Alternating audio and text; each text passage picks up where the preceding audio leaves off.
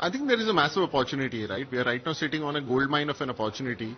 As you would reckon, Indian gaming industry has attracted about $3 billion of foreign capital in last 6 years.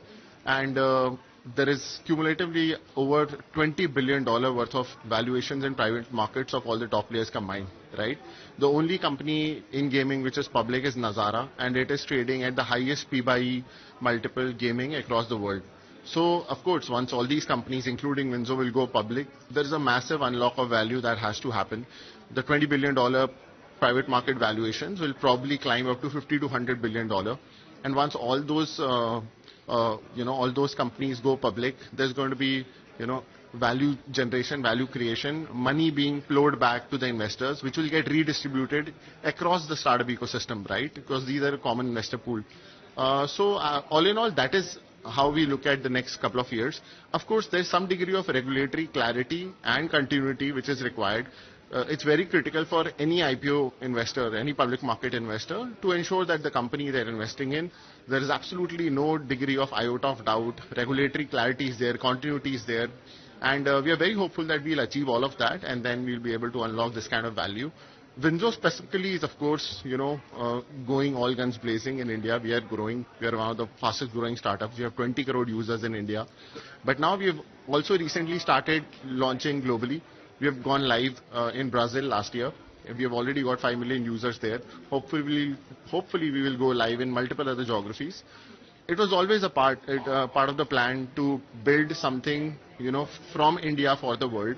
I think after getting about 20 crore users in India, contributing into millions of UPI transactions, building a very unique model, filing 20 plus patents, we thought what we built is purely unique and can be exported.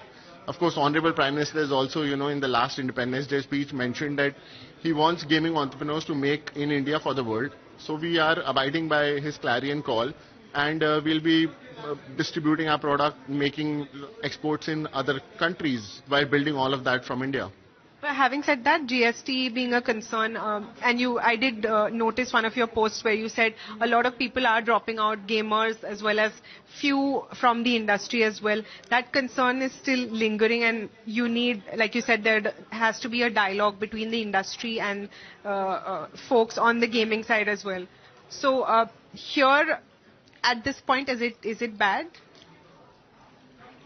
See, I think, of course, can it get better? Of course, the sector can do with some more regulatory clarity and certainty, but we are all patient entrepreneurs. As an entrepreneur, you need to be patient. Sometimes things take more time, and we are hopeful that there will be clarity, and whatever Indian gaming potential will be achieved in coming years. We are very confident of that. You also mentioned about the IPO, like Nazara, as you mentioned, is one of the few listed players. WinZo has any plans, and when would that be, if there is any timeline? And have you already started talking to or speaking to bankers on this front? I think going public is every entrepreneur's dream. There is, of course, a sense of responsibility that you need to return the capital that you've raised for the investors. But talking anything about our IPO plans will be slightly premature at this stage. We are only 6 years old, and we still feel there is a lot of room to grow before we think of going public. So not anytime soon? Would be premature, like I said. There comes a time when your heart calls for you to arise. Plant your feet solid into the ground.